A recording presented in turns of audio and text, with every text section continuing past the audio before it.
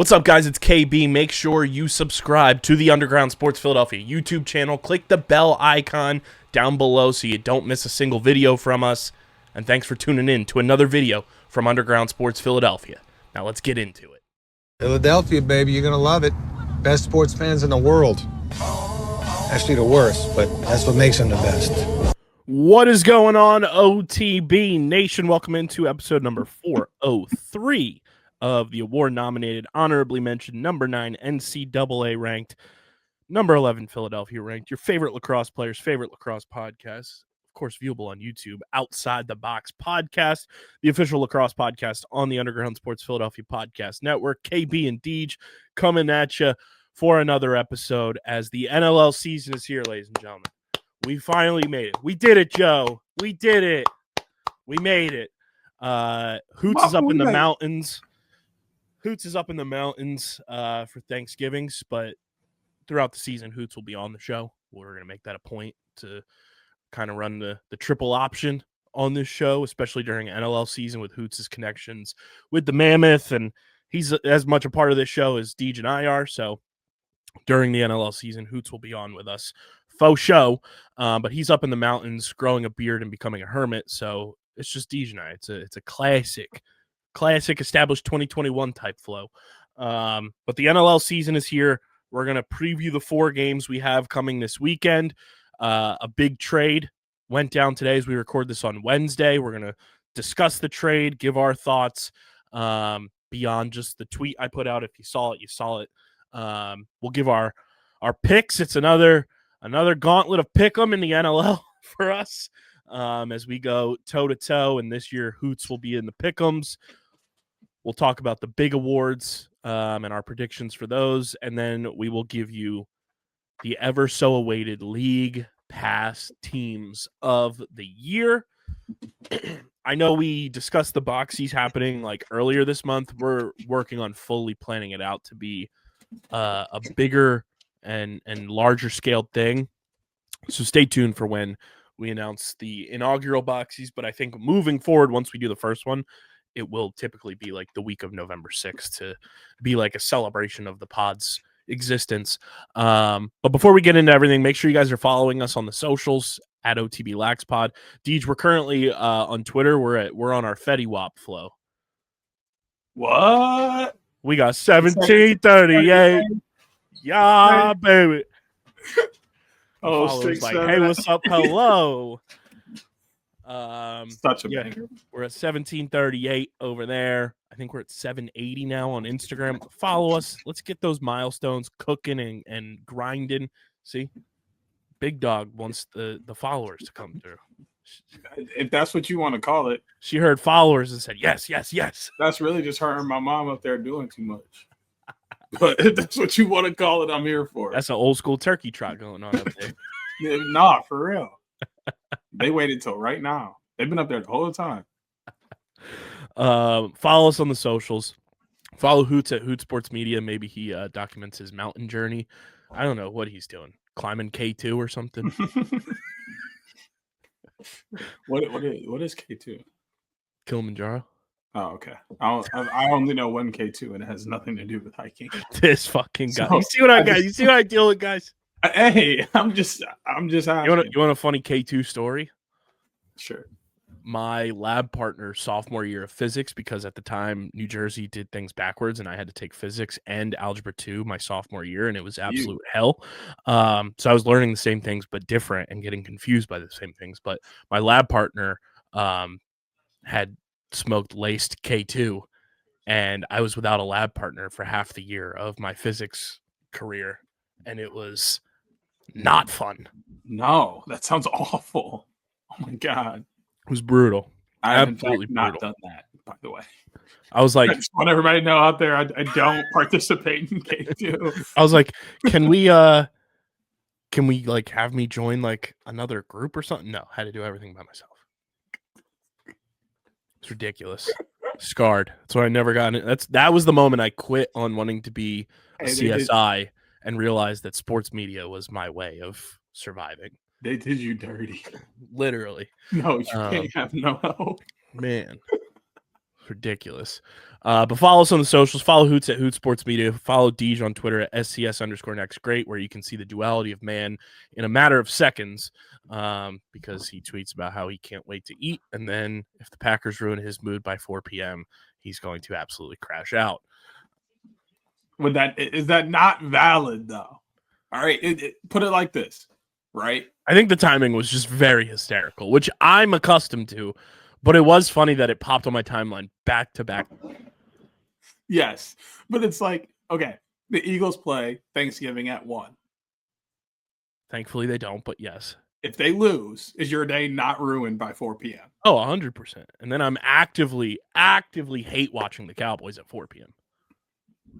Which I'll be doing anyway. Like, hopefully, if this day goes correctly, I'll get to eat a little bit, watch my Packers win, take a nap, get up, eat some more, watch another good game of some sort, eat some more, and then go back to bed or party. That sounds fantastic to me. We got partying. The one thing that could throw a real monkey wrench in that is a Packers L at 4 p.m. That's so funny. To the Lions. Like, I love the Lions. As a Michigan man, the Lions are cool. Other than when the Packers play the Lions. Especially on my favorite day of the year. I already know what you're wearing tomorrow. This couldn't be... Actually, I'm wearing a Packers jersey. But this couldn't be more anticlimactic, honestly. That's so funny. But yeah, follow Deej for the crash outs and the fun times during the Packers game and more. You can follow me if you so choose at KBIZZL311 on Twitter and KBIZZLE11 on Instagram. Subscribe to the pod.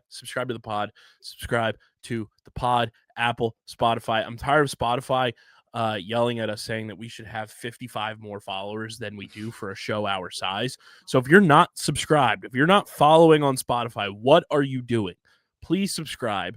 It will make our holiday season that much more joyful and merrier and bright. So please subscribe. Apple, Spotify, leave those 5-star ratings and reviews because it does go a long way for helping this show continue to grow. And it lets us do more dope stuff with and for you guys, as well as when you subscribe to both the Underground Sports Philadelphia and Outside the Box Podcast YouTube channels. YouTube.com/@Underground Sports Philadelphia is where you get this show every single week. Full video episodes of our original 6 shows on the network. Clips, shorts, live streams, original video content. We're at 1,160 subscribers. Can we get to 1,200 before the end of the year? Can we please do that? I would love to see it. Everyone at this company would love to see it.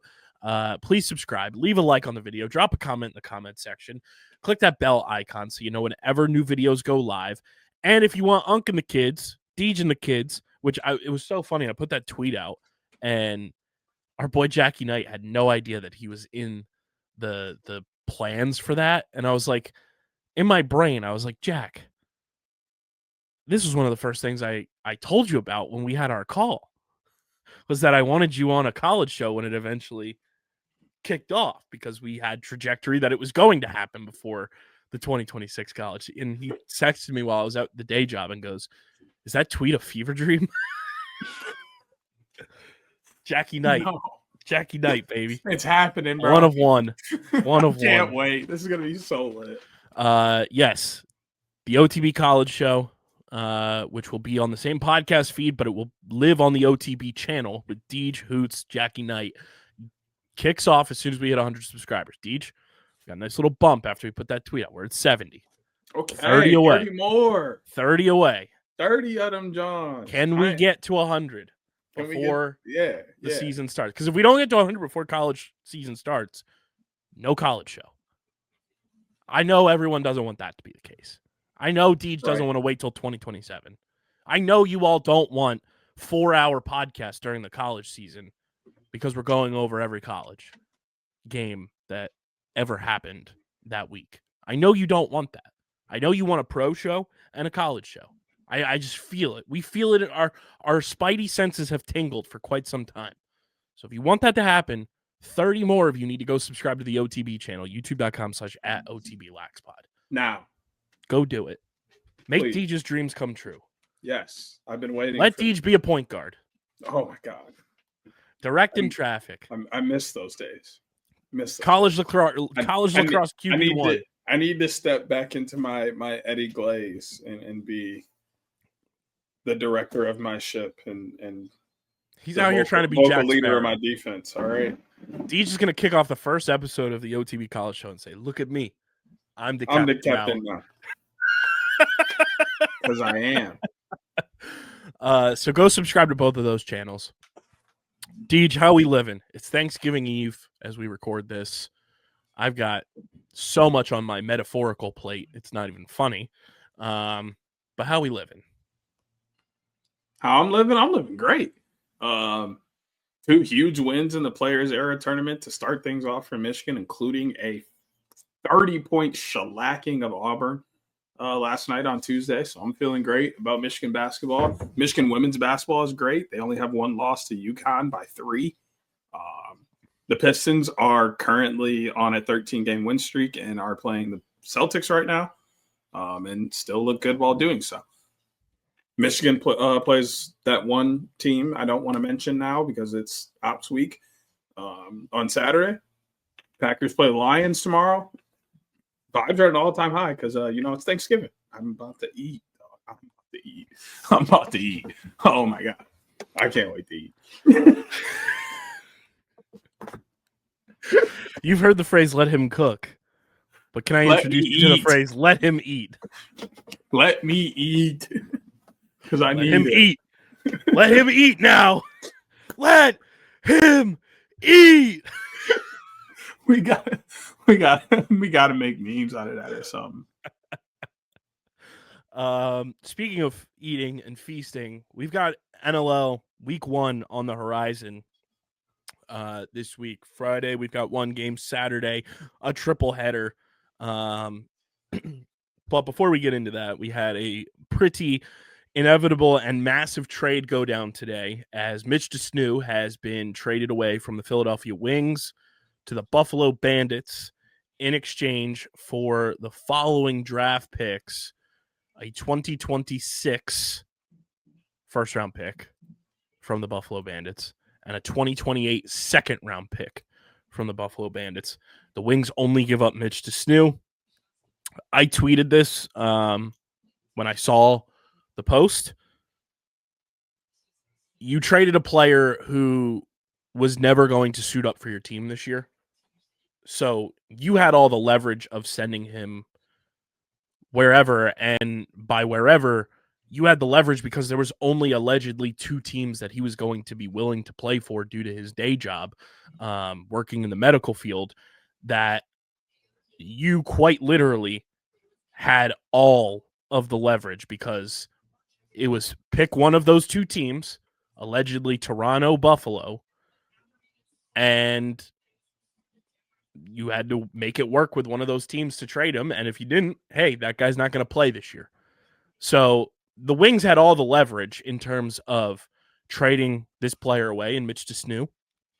And then to trade away a commodity, get 2+ draft picks. Sure, it's from the Bandits. You don't know if they're going to win another championship or not. And like we said last week, it's their title until it's not their title. But you got a first-round pick that you can use in any way you want, and you got a second-round pick in 2028. To me, that's good business for Paul Day as a GM to, for lack of a better term, rid yourself of a player who is not going to suit up for you, get 2+ assets in draft picks that are loaded draft classes, and it's a win-win for both teams because now the Bandits get a stalwart on that defense in Mitch DeSnew, and the Wings get 2 assets that they can use however they choose, whether they make those picks or not. And on top of that, now maybe we'll see Blaze Reardon and Mitch DeSnew get into it again like they always did when Mitch was in Toronto and have big-time heavyweight championship-level fights. Because those 2, when they were on opposing teams, always found a way to chuck some knucks and make things happen. But I think this is a slam dunk trade for Paul Day. So I'm going to look at it from Buffalo's side first. To be pessimistic, as we are honestly very good at, and to kind of play devil's advocate and look at the bad side of this. It's an older player that's been playing for a while. This team has some older players already. when is Buffalo going to get younger? You just traded away 2 chances to get younger and bring in good talent that will keep you good for an extended time for a player that is going to give you 2-3 years and then either maybe move on or decide to stop playing. He is 33 for everyone out there. Mitch Desnu is 33 years old. Yeah, so like that's kind of the quote-unquote possible downside to this trade for Buffalo. But then you look at it in the positive light, you gave up 2 possibles. Like that's the thing about draft picks. They are possibles. Which we talked about on this show. Yeah, you don't know who's going to be available and you don't know how they will actually translate to the professional game and how they would translate to your locker room and out on the floor. You do not know that until they get there and see if it happens, or if it works or if it doesn't. So that it's not terrible to give up possibles for a guy that is proven, has made it to high levels in the game, knows what it takes to win, and is really just bolstering your chances to four-peat. While you're still in your championship window. Exactly, because the way, like, that's kind of how I view it anyway, and how the positive side is you're still very much a championship favorite. You're still in that mode of win championships. Mitch Desnu helps you win championships. Mm-hmm. Looking over at the Philly side, going back to that negative side first, you just gave away a guy that could have probably fixed a lot of the real issues you had last year. A lot of Philadelphia's issues started on the defensive end and then crept over into the offensive end. Or he could have helped with that transition game to help smooth things over for the offensive end, be a cool head in the locker room while being a veteran. Like, there were so many positive lights Desnu could have brought to the Philadelphia Wings organization. The positive light. But you also knew that it was impossible that he was going to play for you this year. Right. So, like, that is a huge part of it, too. That's the positive light. Let's also not lose sight on the fact that, like, they traded for Mitch last year. They traded a first-round pick for him to Toronto. But Mitch also went to college in Philly, went to Drexel. So it's not like Philly's, like, an unfamiliar territory for him.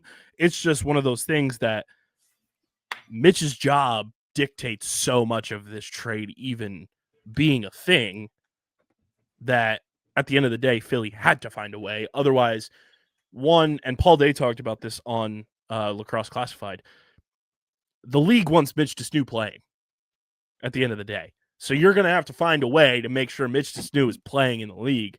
And there was one of 2 options. You send him to Toronto, you send him to Buffalo.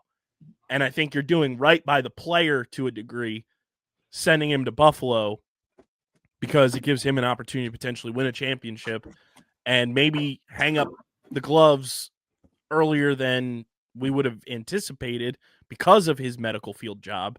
But then he gets to go out a champion. Yeah, absolutely. Possibly a champion, but it just allows him the opportunity to play, which is the main part of all of this, is you want the guys to play regardless of where it is they're suiting up. You want them to suit up for you. That's why you've been out and got them. But if it doesn't work, it doesn't work. That's kind of just where lacrosse is for the current moment. As it continues to progress, that will become less of a thing. But the other, positive point is young talent. The Wings have some young talent. They have a little bit of older talent, but they're clearly kind of in that middle phase. And the good thing about middle phase is most of the time those teams tend to just kind of scrub the board and start to go younger. So having a collection of draft picks will be great for you. The Rockets, the Thunder, those are like kind of the first 2 teams that come to mind of like having that middle ground, somehow pushing or leading the older guys out in free agency or trades, and then opting to use a bunch of their draft picks for younger talent. Yeah, and I mean, on top of that too, like the Wings' final roster came out on Monday, and late in training camp, the Wings signed Pat Foley, who we love. Pat Foley. He was with the Wings for a little bit last year before getting cut. I think that's a quality signing for your defense. And you look at, their roster right now defensively, you look at a Pat Foley, you look at Mitch Armstrong is healthy. I think that's a huge benefit for this team. Liam Patton is back. That's your physical enforcer type of player who's not afraid to scrap. Isaiah Davis-Allen is back. Alex Pace is back. Kevin Lynch is back. Ryan Wagner is back. And then on the transition side of things, you're going to be so like physical and big in transition with guys like Mike McCannell, Evan Messenger, Dalton Young, Chris Corbeil, Scott Dominy when he comes back is going to be huge. Nick Rowlett, from everything I've seen and heard from people, has looked the best he's looked in quite some time throughout training camp and throughout the preseason. So to have a competent faceoff guy, and if things don't go right with Nick, you have Bo Columbus, your first-round draft pick, to come in and supplement that. So you have a plan of attack for setting up your transition game. Mitch Stew, while it would have been awesome to have him here, I still think the Wings are going to have a pretty quality defense this year for the first time in a while and come into a season where they're not putting Band-Aids on top of the defense. Typically the past couple of years we've seen them go and make trades for the defensive guys or shifting guys in and there not being much chemistry there. It feels like for the first time in a while, if not the first time ever, that the Wings have like competent defensive chemistry going into the year. You have a quality, like high level young goalie in Nick Demude. And while it sucks that you don't have a player like Mitch Desnew, you can't, dwell on the fact that you don't have him. You got 2 draft picks for him that you can use in whatever way you want.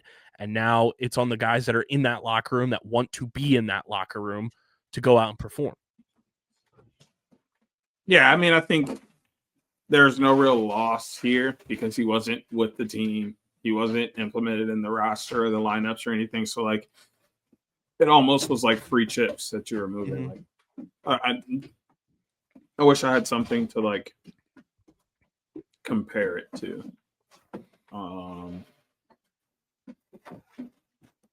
No free ads. It's like it's like Halloween candy. Like you get these like lumpfuls of candy just from different houses. So then like when you get in, you're like, oh, I got a bunch of this candy I don't like for free. Okay, I'll trade you for this other thing that you got for free that you don't want. Like that's pretty much what it was. Oh, we traded a first round pick for a really good guy. Okay, even trade.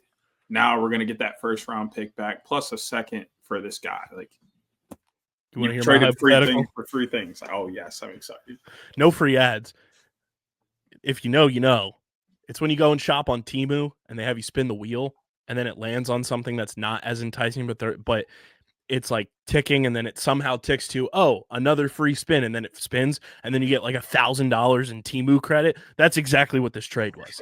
The Wings spun the wheel the second time on Temu and got $1,000 in free credit, which is that first and second round draft pick. I'm screaming. That's actually funny. That is the exact comparison. It is a Temu wheel spin. That is so funny. That is so funny. Temu do be giving out wheel spins, though. Like no other. They got more wheel spins than The Price is Right. I swear to God. And the Wheel of Fortune. Shit. Facts. But yeah, Mitch Desnew traded. That saga is over. I know everyone's like, oh, I can't believe the Wings traded him to Buffalo. There was 2 places.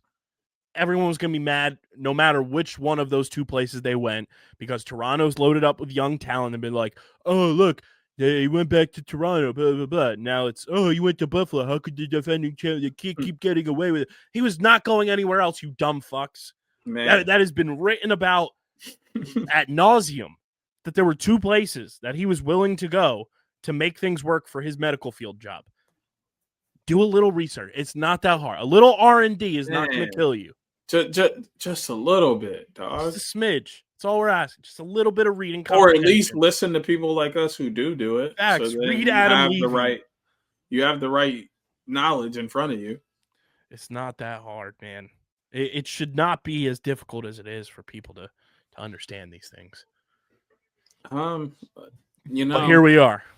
I've learned that the most simplest of things to understand for some people are the hardest for others, and common sense is anything but common. Yep. So let us know on the How We Live in hotline, speakpipe.com/OTBLaxPod, how you feel about the Mitch DeSnew trade. And if you are one of those people who don't have reading comprehension, don't leave the voicemail.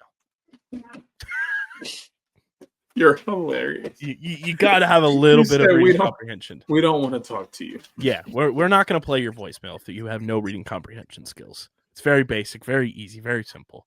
We might need to put that in the bylaws. That's our away message on SpeakPipe is just, if you don't have reading comprehension skills, do not call this voicemail. Please hang up. And try again. No. No, try again. Just please hang up. The number you are calling requires reading comprehension. If you don't have it, please press pound and try again. People will be pushing the star button if they don't have reading comprehension.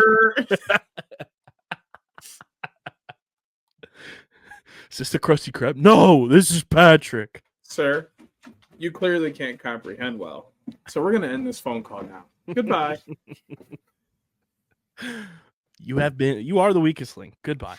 Oh my God, it was such a good show. So good. And they brought it back with Jane Lynch, and it's still good, but it doesn't beat the original with the original host.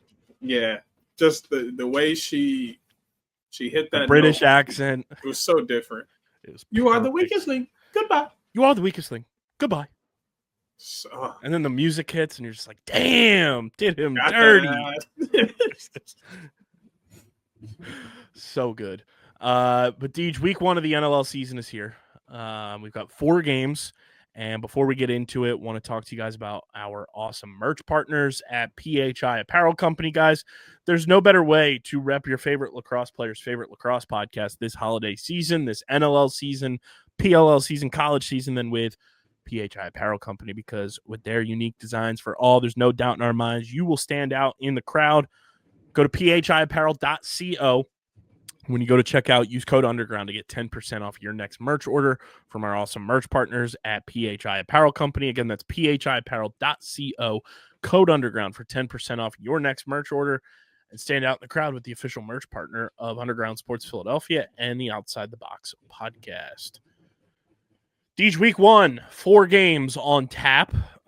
We've got the new era, the 4th iteration, if you will, of the former Philadelphia Wings, New England Black Wolves, Albany Firewolves, now Oshawa Firewolves, playing host to the Toronto Rock. A lot of fun young talent in that game between Dyson Williams, Ty Kurtz, Alex Simmons, CJ Kirst, Owen Hiltz, Sam English. The list goes on and on. That's going to be a very fun game. That's in Oshawa, so brand new era for those fans up there. And then on Saturday, San Diego at Ottawa, 2 teams that I feel like are very much in the same stratosphere, same tier to start this season. Followed by 7:30, a classic matchup, the Georgia Swarm, the Buffalo Bandits in Bandit Land. And then the nightcap on Saturday, Colorado at Vancouver, in what should be quite the interesting kickstart to the Vancouver Roughnecks era, and Colorado with Andrew Q in the fold now, along with Ryan Lee and the rest of that offense. What are you looking forward to from week 1 as these 4 games kind of lay themselves out for the people and the 2025-2026 National Lacrosse League season kicks off? Well, first off, blockbuster matchup with my boy LT4 going against Buffalo Bandits. So I have my eyes peeled for that Saturday night. Obviously, every opening game is a big one for me for every sport that I enjoy. I try and watch the opener if possible. So Friday, I will definitely be watching that Toronto and Oshawa game. I also love the idea of young talent, just seeing where the league is going to go. I think there's tons of it in that game. And I'll talk a little bit more about what I think will be the deciding factor later on. But the opening game is always an exciting one because I think everybody's kind of just happy for the game to be back. And then the players in that game kind of get that feeling of like, we have to put on a show because everyone's watching because we're the only game. We're the first game, the only game. This is what people want to see. So, yeah, I'm excited for that. And then, obviously, there's another team I'm really excited to talk about. But I won't say that just yet because I don't want to spoil what that team means to me. But one of these other games will be very important to me moving forward. Very interesting. Yeah, I'm looking forward to Toronto and Oshawa. I mean, it's a new, I don't want to say rivalry yet. Geographically, yes, but I think you and I both agree on the fact that like it takes time for rivalries to entrench themselves and like become a natural rivalry. We've seen forced rivalries in the sport of lacrosse. You know, obviously the first year of the PLL, they tried to make Atlas and Whipsnakes the rivalry, and it ended up being Redwoods and Whipsnakes becoming, you know, arch enemies. And then we see Chaos and Archers become that. And we've seen the Water Dogs have it with the Whipsnakes. And there's so many different rivalries now that have just naturally been born. And you have those natural rivalries, one of them being Buffalo and Georgia, you know, the Wings in Georgia. I think Oshawa and Toronto will get there, and I think it'll get there pretty quickly just because of the geographic like boost. But I'm not willing to call it a rivalry just yet. You know, these teams have to play each other. It's a new era for both of these teams in a lot of ways. So let that naturally come, and the geographics will help, you know, give it a turbo boost that it needs. But the fact that we get, you know, Ty Kurtz, Alex Simmons, Dyson Williams against CJ Kirst, Owen Hilt, Sam English, along with all of the veterans. You have, you know, a friendship rivalry in this matchup with Kyle Jackson and Challen Rogers, who are lifelong friends. You know, there's a lot of fun, you know, underlying storytelling in this matchup.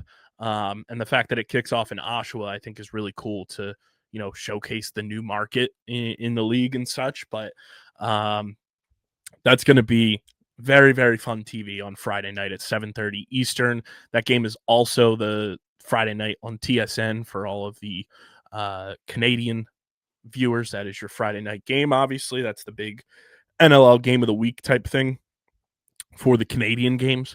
I think my favorite game of the week, though, honestly, is San Diego and Ottawa, simply because there's so much intrigue of what these two teams are going to look like.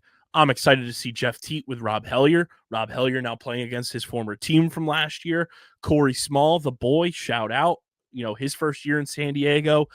Do we see either of the Kavanaugh brothers get, you know, big burn for San Diego in this game? Obviously, Trey LeClaire is a big piece for this San Diego team. That's my favorite game of the week. I'm not saying it's the game of the week, but like my most intriguing, like I'm going to be like, boom, turning this on. San Diego at Ottawa is going to be a fascinating watch for so many different reasons because it's so unpredictable. Yeah, I mean, there's so much that could go on in this game. I'm excited to see, you know, Jeff T go to battle with some of the names over on San Diego. He's got some help now this year as well. Call him Post Malone. He has some help. Yeah, no. So I'm excited to see what they're going to be able to put together for the season. And then, as always, we're expecting San Diego to be in that top half, if not that top quarter of the league. So this should be an early blockbuster game.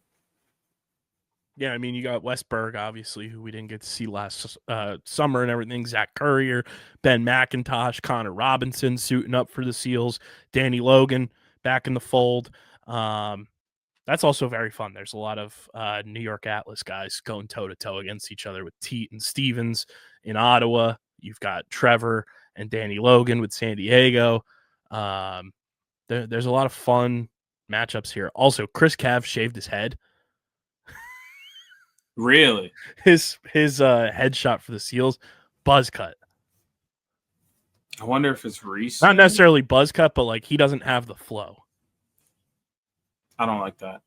But you know what? Ryder cut his and got to playing better. So I don't know. Chris Cav with the flow was something special. So was Ryder, but Ryder cut his and got to playing better. We gonna see. I'm just saying. Gonna see. But I'm gonna tell you right now, if he looked bad, I can do a Chris Cav headshot reveal for you right now. Nah, I mean if you look bad on the field. I don't care about his headshot. I'm gonna. Well, what does the old saying go on this podcast? What is the first part of it? Look good. But with a Feel helmet good, on, play good. with a helmet on, your hair kind of. I just sent the link You in can the get private away with chat. it. I'm gonna need you to peep that. I'm gonna need you to peep that because it's jarring.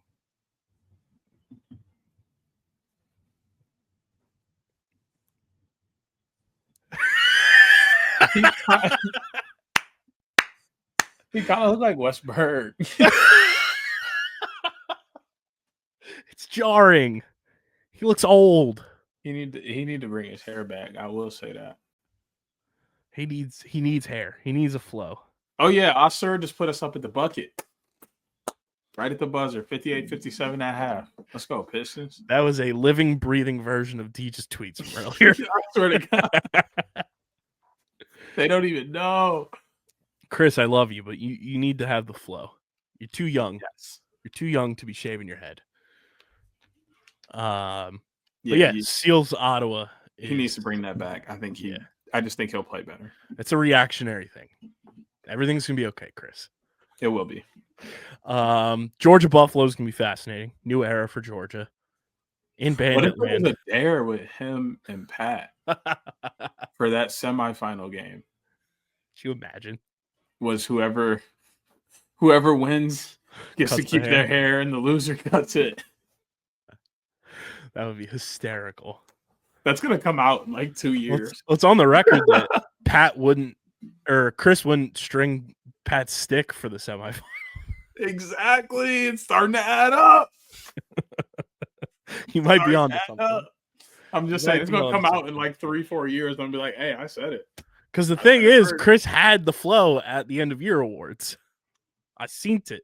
I seen it with these eyes. It's gone now.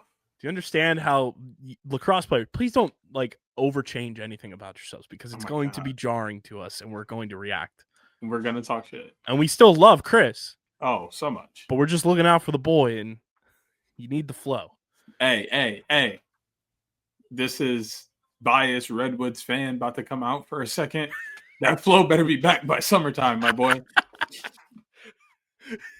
To keep it a buck, Deej is more saying that shit better be back by the time Notre Dame faces off. Oh, I don't care. And you're showing up on the sidelines as an alumni. That. I don't care about that. The Notre Dame, whatever. I'm more of a Michigan college fan. So I'm saying for your mental well-being, it better be back by the end of May when training camp starts. I better see pictures of a flowy Redwoods jersey with some flowy hair ripping corners. Oh, that's hysterical. Georgia Buffalo. Buffalo is banner raising night. It's going to be a packed house. I feel deathly terrified for Georgia.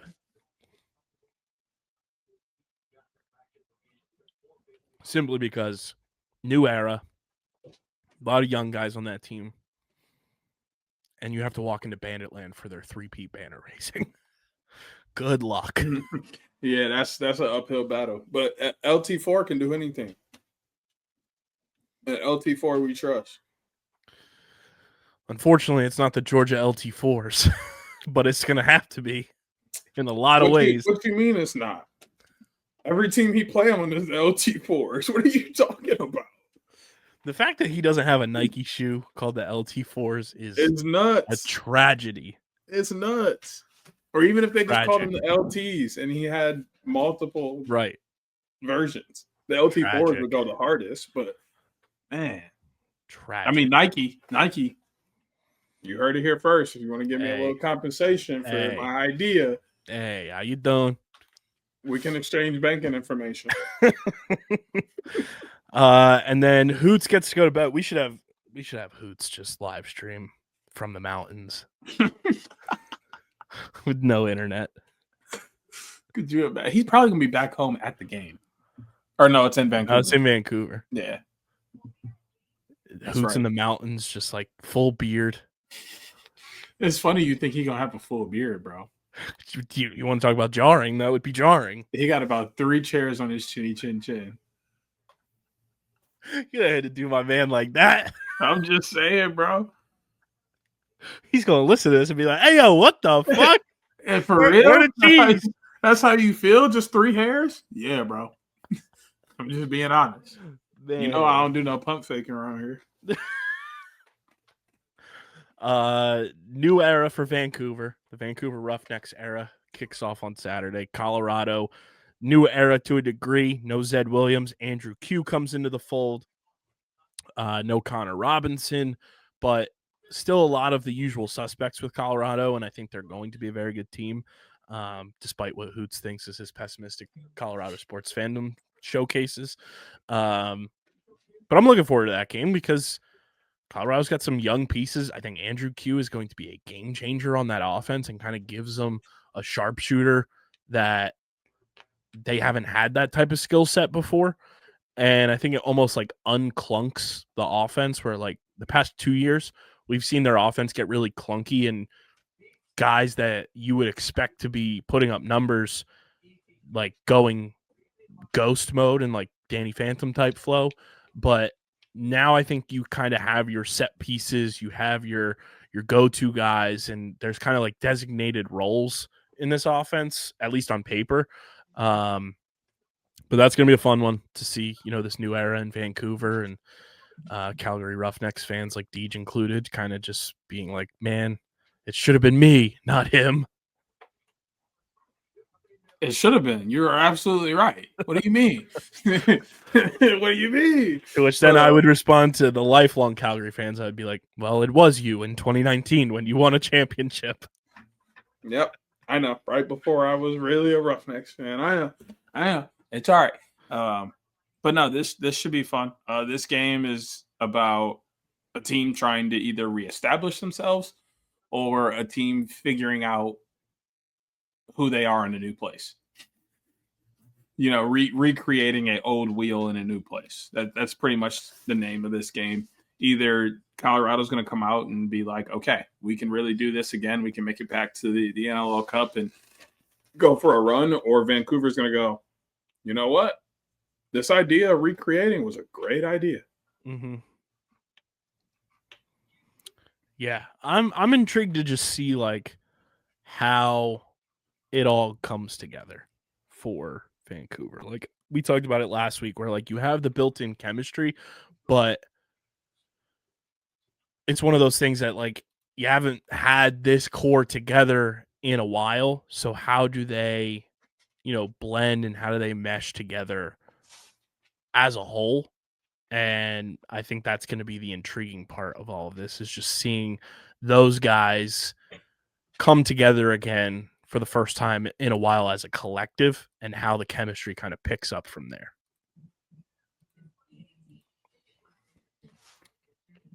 Sorry, talking about Vancouver. Yeah, absolutely. I blanked out for a second. That is also sometimes what happens on Deej's Twitter. Yes, I also do blank out from time to time. But yeah, I think that there's a lot of familiar faces, a couple of new faces in a new place.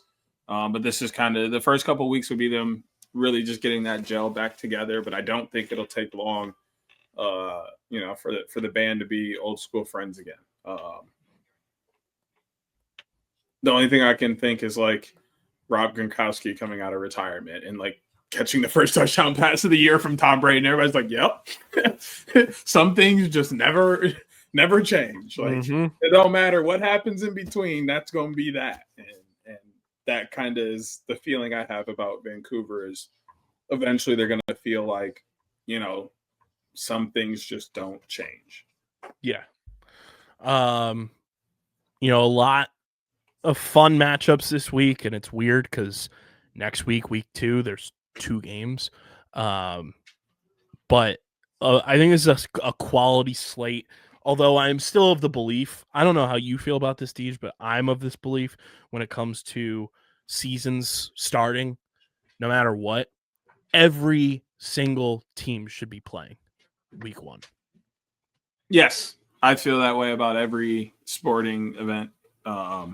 If you have an opening day, every team should play on opening day. If like football, every team should play week 1. Like that's just it just makes sense for everybody to play in your opening week or opening day. Like that's the point. Like why does like it's gonna be weird for Calgary next week talk about game 1, home opener. The Wings are off the first 2 weeks of the season. Like that's so weird for you to finally say, yay, our season opener when teams have been playing. Like everybody should have a season opener at the same time. It's the point of calling it the season opener.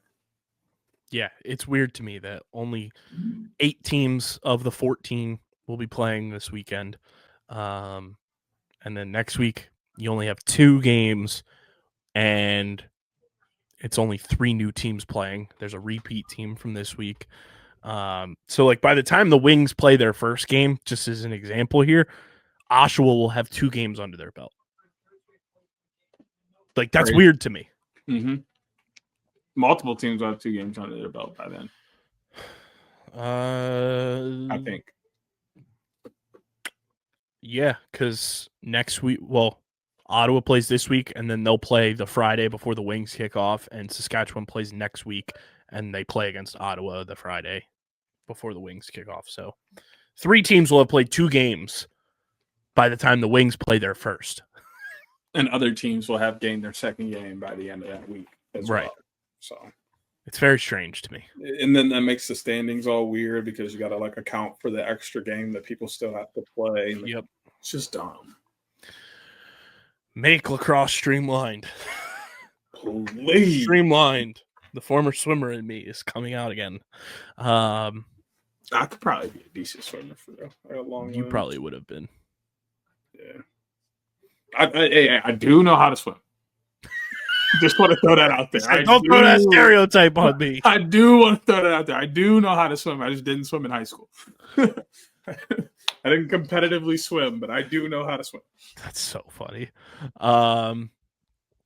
Do we want to rattle off our like big award winners first, or do we want to go right into the picks? Well, we got to talk about our league pass teams as well, which we're gonna cap the show. I think leave the suspense. Oh, okay, cool. We might as well go awards before picks. Awards, picks, then league pass. So in terms of like the awards and everything, we'll do like the big awards. We're not going to go through everything. Like we're not going to go through like sportsmanship and GM because like all of that has to come with, the season happening. But we'll do, MVP. We'll do offensive, defensive transition goalie of the year. And we'll see how smart or dumb Deej and I look when we're talking about this in late May. So Deej, your preseason NLL MVP is, and for a reminder, last year it was our guy. We finally willed it to happening. Connor Fields, the reigning National Lacrosse League MVP. I'm gonna go with Teeter. I think he goes back-to-back MVPs. I think he is finally able to relax a little bit this year, has a little bit of help, and is able to kind of go back to that game we saw him play a couple of years ago when Larson Sundown first got to New York, and he felt like he had a Robin there to help him. He had a really great year that year. I think he kind of goes back to that style of play of kind of letting the game flow through him, but not feeling like he has to jumpstart the offense or make everything flow through him, and taking all of the opportunities when they come. I love that pick. I think that's a very likely thing to happen. Looking at some fun things here because I'm thinking of going like one of 2 ways. And I am going to say the MVP of the 2025-2026 season.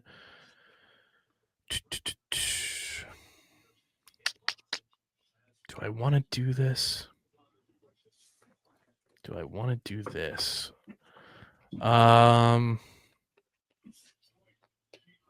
Yeah, I'm going to do it because it kind of reflects. Bro, I think we're like 1 for 45 million in predictions anyway. So, well, I'm basing it off of like my future predictions as well. I'm going to say it. Connor Fields goes back to back. Okay. I like what they did to get more talent around him, and I think it's only going to elevate his game to another level. I think Rochester's going to be very fucking good this year, and Connor Fields is going to go back-to-back MVPs. I like that. You know, I'm a big Fieldsy guy. I'm all That's our for guy. Fieldsy, so I'm here for him to get back-to-backs. Offensive player of the year. Doesn't necessarily have to be the MVP. We both agree it shouldn't be the MVP. Who's your Opoy in 2025, 2026? This is where I go with Connor Fields. Okay. I think he doesn't quite have the same production that he had the year before, which is why he gets knocked down the notch from MVP. But he's still high caliber, near top 5, top 10 in points, and will still do his thing loose ball wise and all the other things that makes him great. So it'd kind of be hard to not give him anything. So I gave him Opoy. I am going to go with a hot take that's probably not so hot, but based off of what I said last week, it's a hot take. I'm going to go with the boy, Chase Frazier. I think he finally gets to be the Batman, in Vegas, although I don't love his number change. Sorry, Chase. What did he go to? He's going from 95, which I thought he pulled off really well, to number 8. Lightning McQueen to Kobe. I mean, he picked some goats, so I ain't too mad at that. But I'll have to see him in it. Yeah, I also hate Las Vegas's jerseys. I mean, yeah, nobody really looks. But no, I'm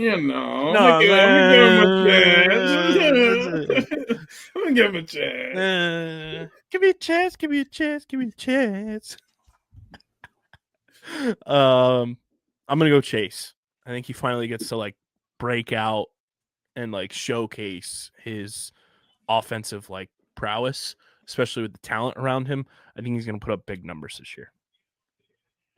Yeah, I mean, he has potential. That team's loaded, as we saw. They went out and made tons of moves. They already had some young guys there, and he's going to have a pivotal role. It's a lot larger than what he had in Buffalo just because of the mouths to feed there. So very, very plausible. Which brings us to Defensive Player of the Year. Who you got for defense, Deej?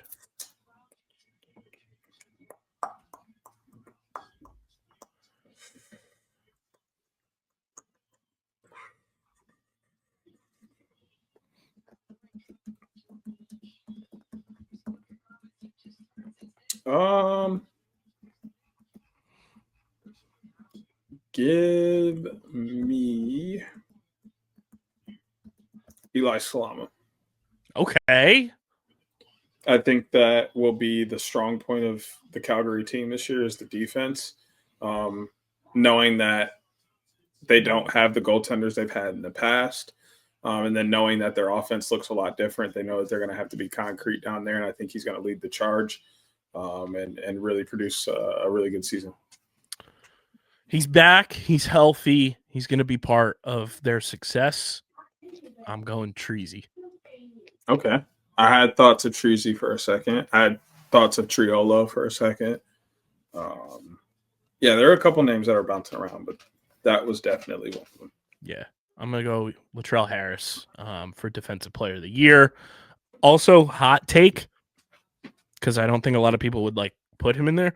If he has the breakout that I think his team thinks he's going to have and that I think a lot of people think he can have, I'm keeping an eye on Elijah Gash, too, Treasy's teammate. I think Elijah is really fucking good and has a really good shot at least making like second team defensive, player of the year type flow, like being on the all second team type of situation. But I'm going to go Treasy for Depoy. Transition player of the year. Who you got? Is anybody ever really going to make me say who I think this is going to be? And give me my boys Zeki Kurz. Can't go wrong with Zach Currier. I'll always say he's going to go down as the most versatile player we've ever seen. And that's the definition of transition. Can you go between the two parts of the game, the three parts of the game, the multiple parts of the game, and be successful in all of them? He can. That is what he does. I have two names I'm going to put on here. I'm going to give you my pick, and then I'm going to give you kind of similar to Elijah, but more so than Elijah. My pick, he goes the double. Ryan Terefenko wins it, both PLL and NLL. He was a thought. Terefenko is he's truly one of the most complete lacrosse players out there. And I think Terry wins Transition Player of the Year, but you know who my dark horse is going to be? And that is one Adam Patra. Okay, you got some Vegas love going on for real. Adam Patra. Let me find out. I will denounce Vegas is not my league pass team. All right. That was last year, and it was an unmitigated disaster. So I was going to say back to back. That'd be kind of crazy, especially while you sprinkling in these award winners. But come here, Kay. Kay just beat something up. Man, it's crazy. I can't be recording podcasts, watching games at the same time. Took it off the glass. But yeah, Patra is my dark horse to win Transition Player of the Year. I just think he's like next up in that position, both field and box. I think he's just like a complete type player. And, we always say there's not going to be a next Zach Currier, but like Patra is like some of those skill sets. He has so much of that like Jake Stevens has, and like so many of those type of players that I think Patra is going to be really fucking awesome this year. And I'm excited to watch him just take another step forward in his game. Which brings us to Goalie of the Year.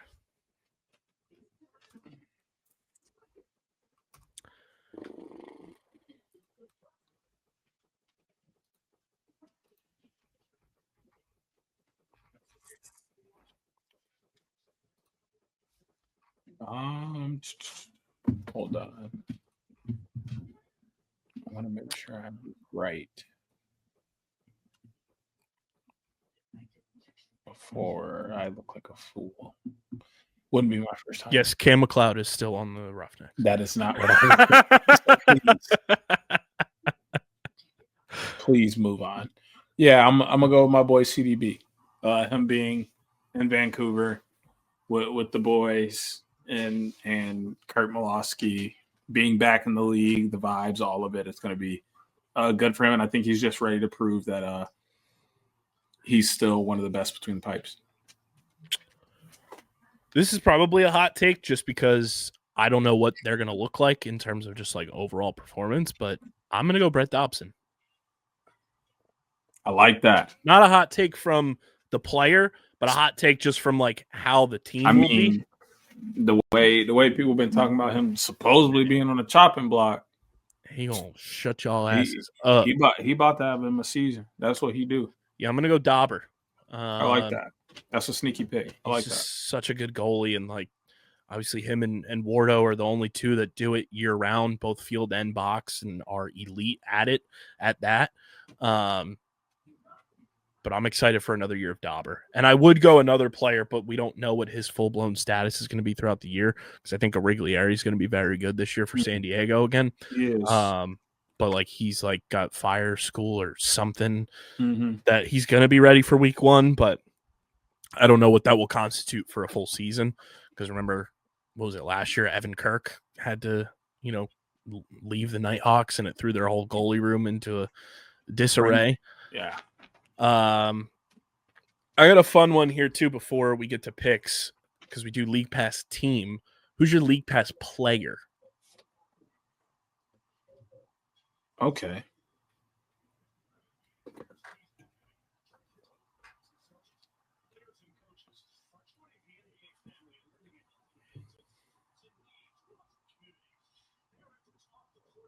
Give me Zach Mans.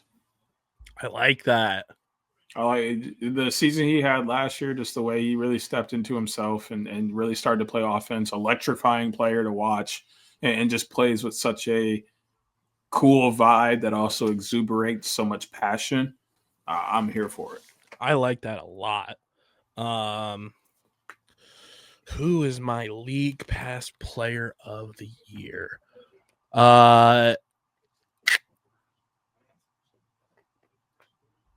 Ryan Smith.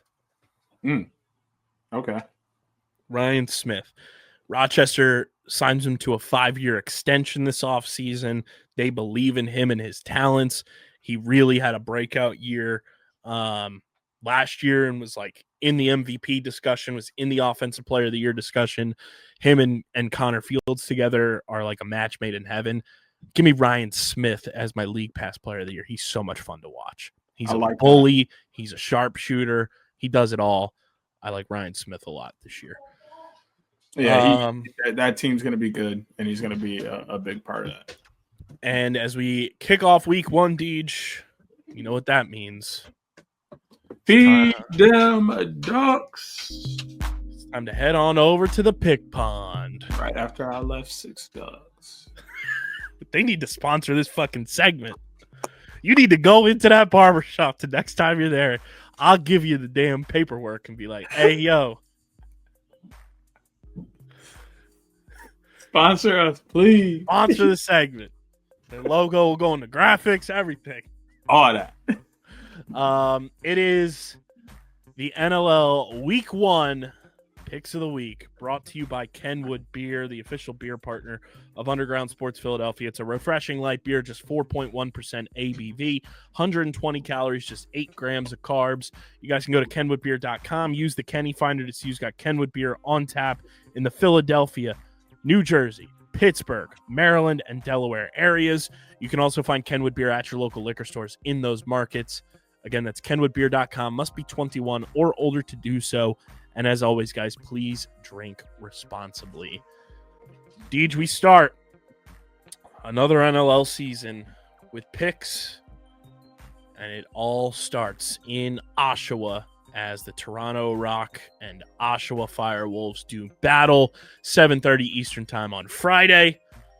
Who you got in this new geographic rivalry? For me, this one, like I said a little bit earlier, has a lot to do with the younger guys. It's a lot of young talent here. They're going to show up. They're going to be excited. They're going to play hard, and they're going to produce. But this game really comes down to what group of veterans is able to make those key plays toward the end to get this team to victory. I'm trusting the Toronto veterans just a tad bit more with names like Brad Cree, Mark Matthews, Nick Rose, etc. So give me the road team in the first matchup of the year. Yeah, I like Toronto in this game for all of those reasons you mentioned. And just from the preseason alone, seeing what Owen Hiltz has been able to accomplish, he's been unbelievable. I know we didn't do Rookie of the Year because that's also one of those things that, like, you don't really know what it's going to look like until those guys get playing consistently. But right now on paper, I think from the preseason alone, Owen Hiltz is a Rookie of the Year, like, front runner. He looks incredible. You couple that with Challen Rogers, you couple that with Mark Matthews, you couple that with the defense that they have, and obviously Nick Rose being back. I think it's going to be a fun game, but I think the overall talent is far deeper with Toronto, and Toronto's going to get an opening week dub. Which takes us to Ottawa on Saturday at 7 Eastern. San Diego at the Ottawa Black Bears. Fun game. I think this is the most difficult game to pick. How do you see things going down? East-West showdown, Deej. San Diego has been making some changes as they look to go a little bit younger and try and figure out a new formula for them that isn't quite championship or bust.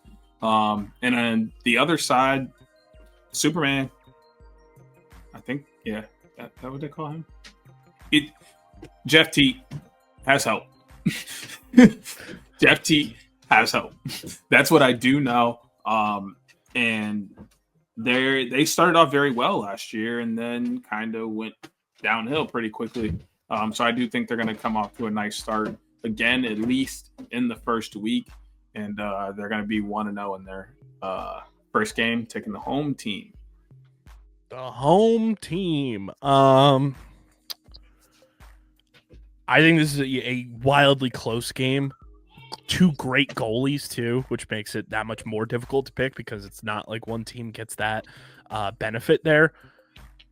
what I do like here is just the overall transition game that San Diego presents. You know, you have TB9, you have guys like Eli Gobrecht, obviously Zach Courier. I like San Diego's transition unit on paper right now a little bit more than Ottawa, and that's not to slight Ottawa's because you have guys like Jake Stevens and Thornbear and stuff like that. And I'm just intrigued to see how the Rob Hellier joining Ottawa experience like kicks off. How long does it take for that chemistry to flow? I think this is a wildly close game. I think if we do get overtime this week, this could be an overtime game. But I'm going to go with San Diego to get the win. I think they go on the road, get a win. But again, this is a game that is so difficult that I wouldn't be shocked if Ottawa wins either. I love this game. This is my game that I'm going to be plopping on the couch with some Thanksgiving leftovers and just chowing down and watching some good old National Lacrosse League. So yeah, I'm going to take San Diego in this one, which brings us to a game I think you and I are both on the same page for, Banner Raising Night in Bandit Land. I'm going with the Bandits. Yeah, it's going to be crazy inside of there. As much as I rock with Mike Grace, Dauber, LT4, that place is going to be crazy. Most likely going to be a sellout. And Buffalo, for now, is still the team to beat. So until I kind of have a reason not to pick them, I'm rocking with Buffalo. Which brings us to the finale of Week 1, Colorado at Vancouver. The Vancouver Roughnecks, and I know we keep saying that, but it is the Vancouver Warriors in their Roughnecks era, to quote Taylor Swift, taking on Colorado. I feel like I don't know if you're in the same boat as me with Colorado. I'm not tipping my pick here or anything, but I just feel like Colorado's going to be a much better team than a lot of people are giving them credit for. Are you in that same boat? Like, I feel like so many people are down on them when it's like they still have a very prolific offense with Will Malcolm. You add Andrew Q to that. You have Dylan Hess now, in that transition game. You still have Warren Jeffrey, Dylan Ward. Like, they're still a very formidable team on paper. And I think they're going to be in the mix all season long, but I feel like so many people are down on Colorado. I think they just feel like after the season, the way it ended last year, with them not making like sort of splash moves that they like didn't do enough. I don't think they really needed to do a lot. I think they dealt with some injuries last year, a couple down seasons. Like, it's not anything that they can't come back from. And I think the first game will prove to a lot of people that they've made some of those adjustments and they're kind of just ready for a new season and it's fresh life. So I do think this game will be a little closer than some people will believe, but I am taking Vancouver to win this game. I'm going to go Vancouver. I think it's going to be close, but I do think that Colorado makes this the game. These two teams always play each other close as well. But I just think the chemistry that's built in with Vancouver is a formidable thing. So I'm going to go Vancouver as well. I do have Hoots' picks here. This man said Albany. He's going with the Albany Firewolves. I didn't know Albany was playing this week. But Hoots is going Oshawa, San Diego, Buffalo, Vancouver. So Hoots and I are on the same page with picks. No, we're not, because we both picked Toronto. So we all have different picks this week. So congratulations. We're not going 0 for 4. Oshawa, you probably won. Ottawa, you probably won, because those are the flip-flop ones. Congrats. But Hoots is going Oshawa, San Diego, Buffalo, Vancouver.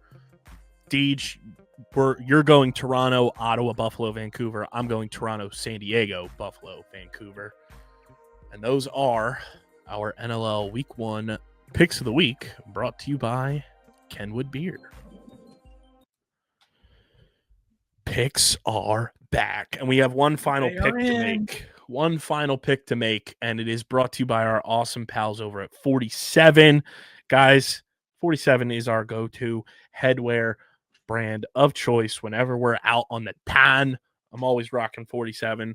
I'm even rocking 47 Deej when I'm in the broadcast booth, because look at this numbie right here. I got the Vineland football logo from the old school type flow on that bad boy. 47's the best. Their Cyber Week sales are going on right now. 30% off the whole website. And when you use our link to shop with 47, join the 47 family so you get free shipping along with that 30% off through Cyber Week.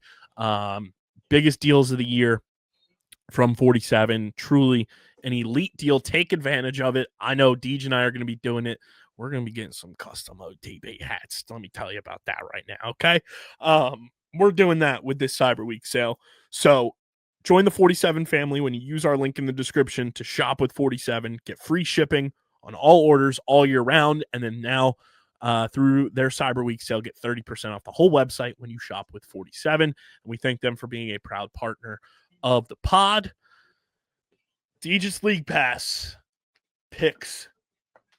Who are we going with our League Pass teams? Now, for anybody that's new to the show, very much like NBA, you have your League Pass, viewing experience, and you can choose teams that you want to watch by using NBA League Pass, that you're tuning in because they are that much fun to watch. You're excited about a player, trajectories of a team. A League Pass team doesn't mean that they are championship favorites. They don't have to be this all-world, team that you just want to sit down on a Friday, Saturday, or Sunday and watch this team play. That's the pure definition of a League Pass team from our perspective. I have Hoots' team. I hate this motherfucker because I was thinking about going down this lane, and they will still be one of my teams, but that also may be the pod team. So let's just make it the pod team. Is that okay? We'll announce that once we go to Hoots' pick. But Deej, who is your 2025-2026 NLL League Pass team of the year? I don't think this will come to a shock as anyone that I'm choosing the Vancouver Roughnecks.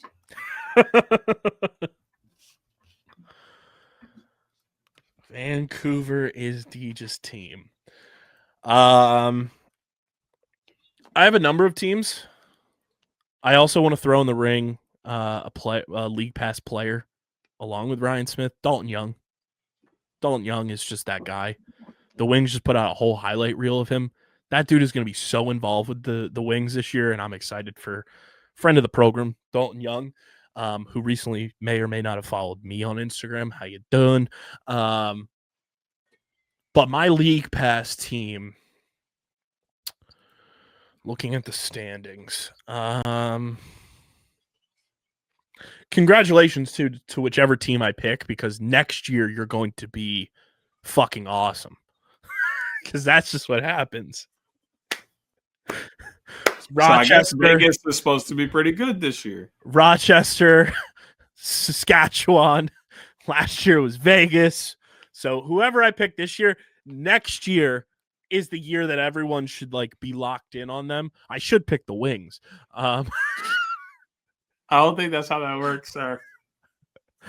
And for everyone at home too, League Pass does not include our teams of choice. So Deej was not going to pick Calgary. Hoots is not going to pick Colorado. I'm not going to pick Philly. You know what? Just from pure intrigue and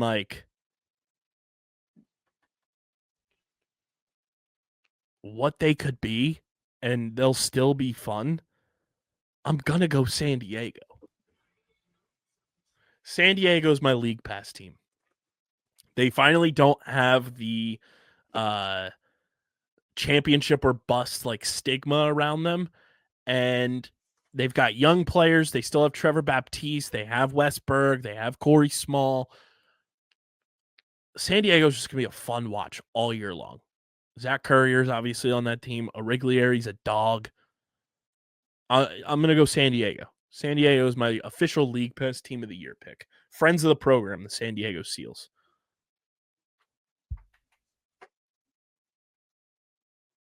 They do follow the pod, so that's cool. I was thinking about it. That is also part of the formula for League Pass team. They have to follow us. I was thinking that for a second, hold on. Because we're back to 4 teams that don't follow us. Because of the Buffalo, Toronto, Georgia, and the Oshawa Firewolves do not follow. So Oshawa, if you want to get back on the nicey train, hit us with that follow back. How you doing? Quick little follow. But yeah, that's cool. I like I'm that. gonna go San Diego. I like that. That means we're gonna have a couple different ops weeks this year. Which like League Pass team is just like kumbaya. Like we just like want to see those teams do well for our own personal bragging rights was what I was looking for.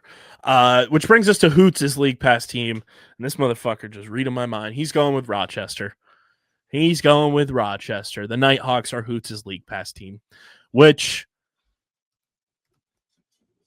from that essence to Deej kind of hinting at it, to me hinting at it, the Rochester Nighthawks are officially the OTB League Pass team of the season. If you want fun lacrosse to watch week in and week out, the Rochester Nighthawks are simply that team. Yep. They're going to be exciting to watch this year. They have a lot of talent all around that team. Do we want to give a way too early championship prediction to see how wrong we are?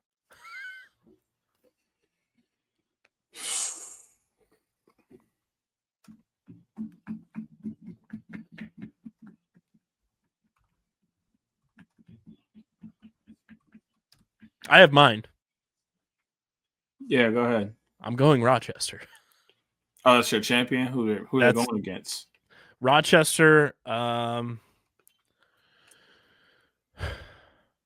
Rochester. This is going to be crazy. Rochester versus Vancouver. Two new teams in the mix. I think I'm going to go San Diego and Buffalo.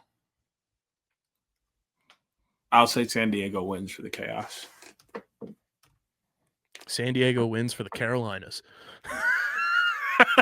The Red Legion's going crazy. Yeah, man.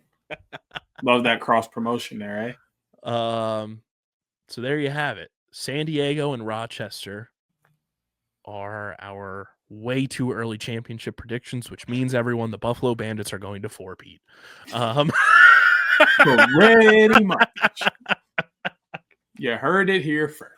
I don't know. It's something about Rochester that just has me like locked in with them. I love their team. Plenty of friends of the pod on that roster. They have young talent. They have experienced veterans. They added Zed Williams to the mix. I like the way that they're trending, and I think they're going to be an elite team this year. Plus new ownership. Like you get that new ownership bump with an ownership group that actually cares about the team. That motivates your players. So I'm going to go with Rochester. Deej has San Diego.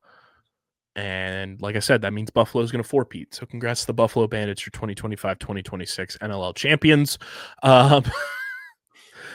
That is all we've got for you guys. We will have, the holidays. It's a little weird to kind of like work on scheduling, but we're going to work on doing some like OTB casts a lot this year, whether it be on probably mostly on Saturdays. And figuring out some times and games that you guys want to see us, do a companion stream for.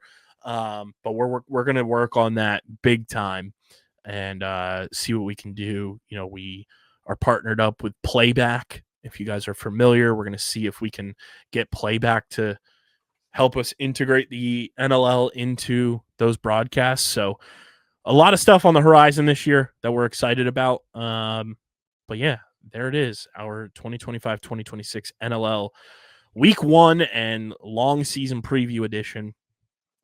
Leave us a voicemail during the games, after the games, before the games. Speakpipe.com/OTBLaxPod. It's the How We Live in hotline. You know how to start each and every voicemail, and if you don't do it, your voicemail gets dumped.